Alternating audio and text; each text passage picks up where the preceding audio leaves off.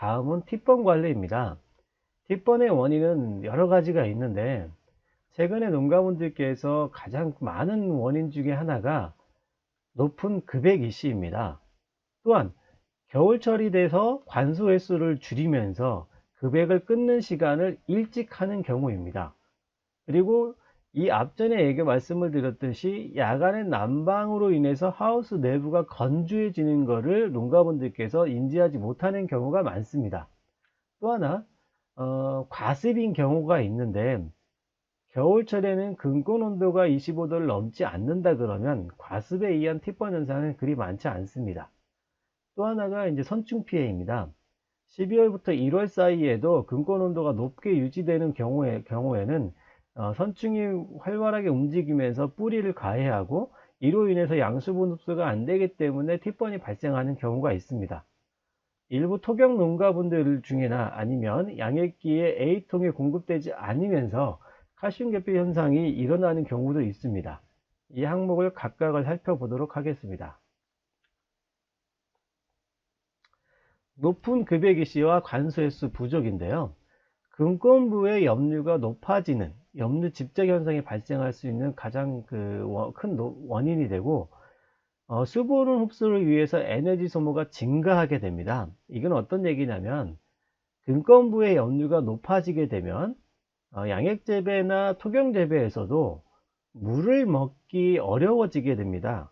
그러면 작물은 물을 흡수하기 위해서 뿌리 부분에 더 많은 칼륨 이온을 집적을 해야 되고 이렇게 칼륨 이온을 집적하는 데에는 광합성 산물인 탄수화물을 에너지로 바꿔서 호흡량이 증가되게 되는데 이런 경우가 생육이 왕성할 경우 잎들 간의 수분 경합도 증가합니다. 이 경합이라는 것은 서로 물을 잡아당기기 위해서 뭐 이렇게 경쟁한다는 뜻인데 이게 어떤 경우냐면 팁번이 상대적으로 생육이 왕성한 묘에서 많이 발생하는 이유가 잎들 간의 경쟁에서 특히 어린 잎이나 꽃받침 같은 부분은 물을 잡아당기는 힘이 약할 수밖에 없기 때문에 노엽에서는 물을 잡아당기는데 어린 잎에서는 물을 뺏기기 때문에 팁번 현상이 더 많아지게 됩니다. 또 하나 고농도의 영양제 사용으로 농도 장애가 발생하는 경우입니다.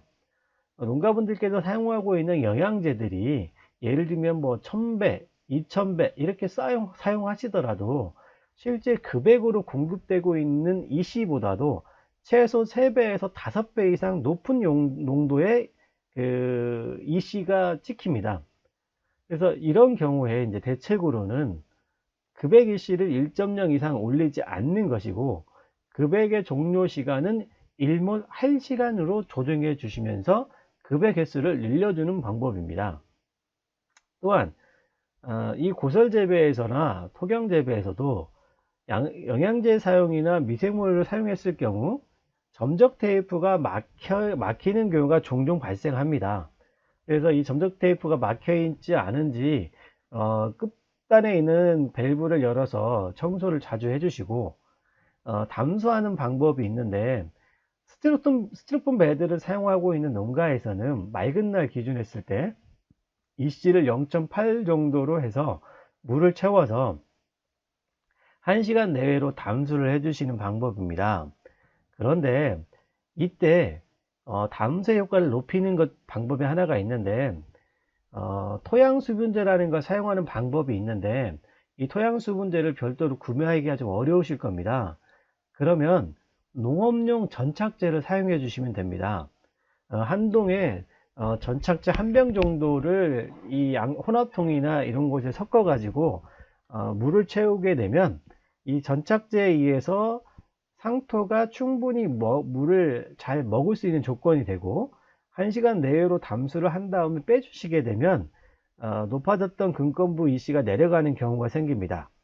또 하나 코코피트 상토나 피트모스 상토를 재배하는 농가분들은 급액 시간을 늘려 가지고 포습을 해주는 방법으로 근권부의 염류 농도를 좀 내려주시는 방법입니다. 일부 밴드에서 높은 EC로 공급을 하고 급액의 종료 시간을 빨리 당기라고 하는 분들이 계셔서 농가분께서 최근에 팁번상으로 저한테 문의를 주신 분들이 상당히 많습니다. 급액으로 작물의 생육을 조절하는 이 양액 재배에서는 이 씨를 높이는 것이 비료를 많이 주기 위한 목적이 아니고 급액의 이 씨를 높임으로써 작물이 물의 흡수를 줄이고 물의 흡수가 줄어들기 때문에 작물이 영양생장이나 웃자라지 못하도록 하기 위한 방법으로 급액의 이 씨를 높이면서 급액의 종료 시간을 당기는 것입니다. 그런데 딸기는 지상부의 양이 적은 식물이기 때문에 이 오후 시간에 늦게까지 물을 주더라도 하우스가 습해지는 문제로 인해서 웃자라는 그런 문제가 적습니다. 그래서 제가 기본적으로 제안하는 급액의 종료 시간은 일몰 1시간 전입니다.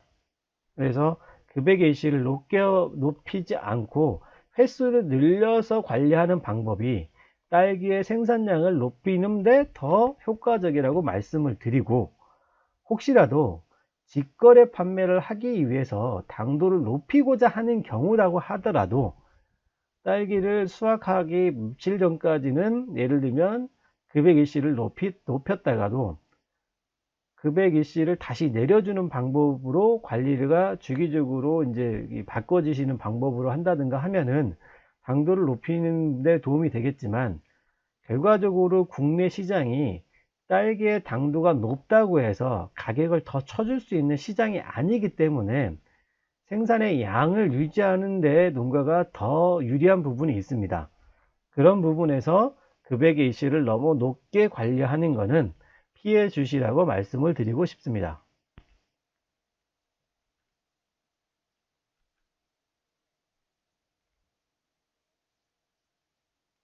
그 다음에 점적 대부의 압력은 0.8에서 1.5바의 범위에서 관리가 돼야 되는데, 이렇게 제가 보여드리고 있는 이 사진처럼 압력 게이지와 그 다음에 이 점적 테이프의 그 끝단 밸브 쪽에 연결을 해 가지고 이걸 붙였다 뗐다 할 수 있게 한 다음에 압력을 확인하는 이 압력 게이지를 만들게 되면 대략 한 3만원 정도가 안 들 텐데, 이런 그 압력 게이지를 가지고 주기적으로 그 점적 밸브의 압력을 확인해 주시기를 당부드리고, 요 그림은 우리 지역 농가인데 이제 구역별로 들어가는 전자 밸브에 압력 게이지를 붙여서 이 전자 밸브가 동작할 때 압력이 일정하게 유지되고 있는지를 확인하는 그 방법이 되겠습니다.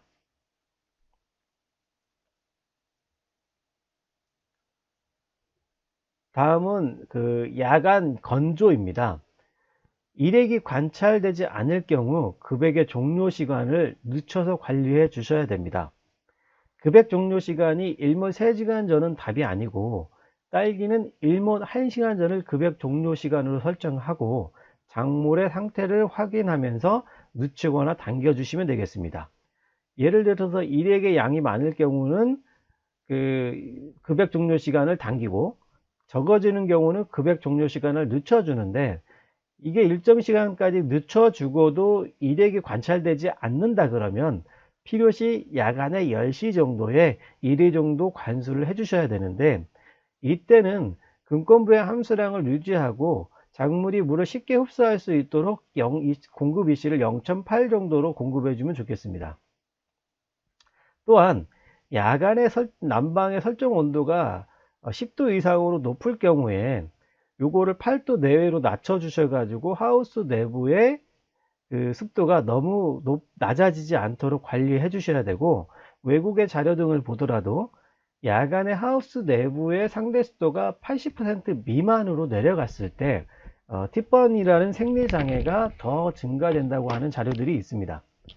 또한 낮 동안에도 겨울철에도 해가 좋을 때 하우스 내부의 수분 부족량이 1세제곱 입방미터당 12g을 넘는 경우가 있습니다.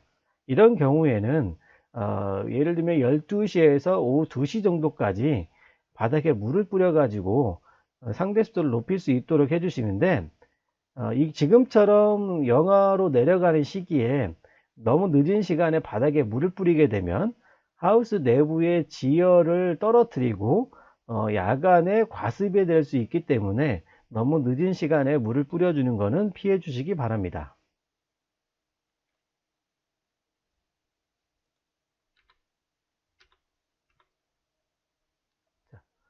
야간에 난방 설정 온도가 높아서 상대 습도가 낮은 경우를 보여주는 건데요. 여기 보시면 새벽 5시 50분에 하우스가 11도의 온도를 잡고 있고, 이때 상대 습도가 64.9%까지 내려가 있고, 해가 없는 조건인데도 수분 부족량이 3.5 이상으로 높은 것을 확인할 수가 있습니다. 이런 조건에서는 일액이 감소하게 되고 티번이 발생하고 염류 집적에 의해서 새뿌리 발생이 잠소하게 되면 당도가 떨어지면서 꽃받침 마른 증상 등이 보이기 시작하면서 응애 피해가 많아지고, 너무 건조한 조건이기 때문에 딸기 과일에서 꽃받침 부분이 찢어지는 문제 등이 발생을 합니다. 이것 때문에 야간에 설정 온도를 조금 더 낮춰주는 방법으로 관리해 주셨으면 좋겠다고 말씀을 드리는 겁니다. 제가 지금까지 보여드린 이런 그래프는 이 IoT 배겹상이라고 하는 걸로 데이터를 받아서 이 스마트폰이나 컴퓨터로 데이터의 변화 곡선을 만들고 이걸 자료화 시킨 건데요. 하우스 내부의 온도와 습도, 근골 온도, 수분 부족량과 이산화탄소 농도를 확인할 수가 있고, 스마트폰으로 이제 데이터 변화 추이를 확인하고, 환경 데이터를 이용해서 농가에서 내가 하우스를 어떻게 관리하겠다는 의사결정을 하는 데 도움이 될 뿐만 아니라, 하우스의 환경 관리에 의해서 발생하는 생리장애의 원인을 분석하고 이 분석된 원인으로 개선하기 위한 답을 찾는 데 많은 도움이 될 수가 있어서, 이런 그 측정 장비를 좀 활용해 주시면 너무 과도한 영양제 시비에 대한 피해를 줄일 수가 있고, 다른 환경 관리에 많은 도움이 되실 거라고 말씀을 드리겠습니다.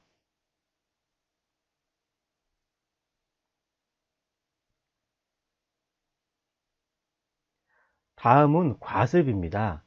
이 과습에 대한 문제는 주로 근골 온도가 25도를 넘어가는 시기에 물에 녹아있는 산소가 충분할 경우는 문제가 되지 않는데, 2월 중순이 지나서는 근골 온도가 25도를 넘어가는 경우가 발생을 하고, 이럴 경우에 이제 뿌리에 녹아있는 산소가 부족해서 미량온수 흡수를 못하게 되면 잎이 노랗게 되는 과습 피해 증상이 발생하기도 합니다.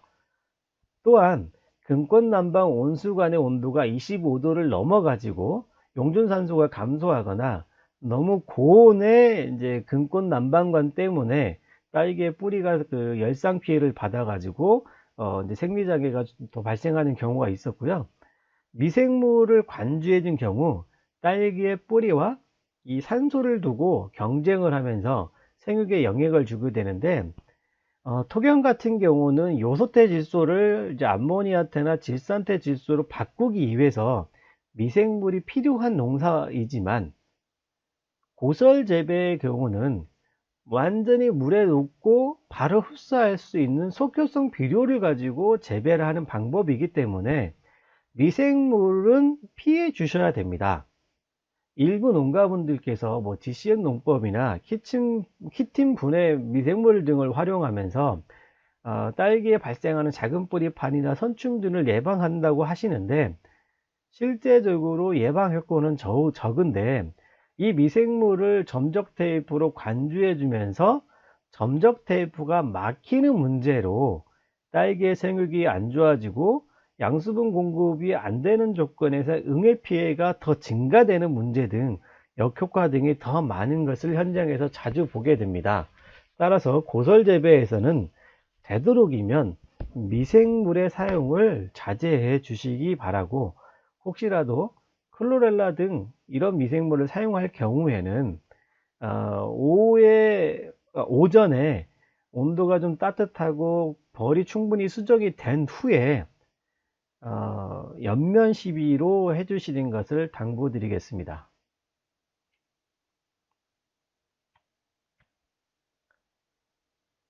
다음은 선충 피해입니다. 뿌리를 가해해 썩게 되면 양수분 흡수가 안 되고 재배 중에 사용할 수 있는 선충 적용 약제가 없어서 많은 농가분들이 고생을 하고 있고요. 지금 당장은 피해 현상이 보이지 않지만 다시 날씨가 이제 온도가 따뜻해지는 1월 말부터 2월 중순경에 많은 농가분들이 응애 피해로 고생을 하고 계시는데, 그런 농가분들의 뿌리 부분을 확인하게 되면 선충 피해로 인해서 뿌리가 많이 썩어 있는 것을 확인할 수가 있습니다.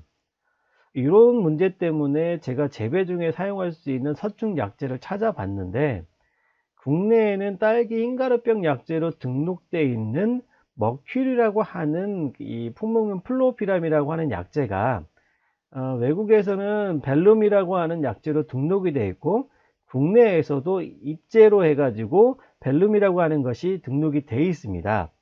근데 이 머큐리는 지금 200평 기준 했을 때 고설 재배에서는 한 500ml를 급액을 마지막 급액 때 관주해 주시면 되고, 토경인 경우에는 한 75ml를 점적을 이용해서 관주해 주시면 재배 중에 선충의 밀도를 좀 낮추는 데 도움이 되지 않을까 싶습니다.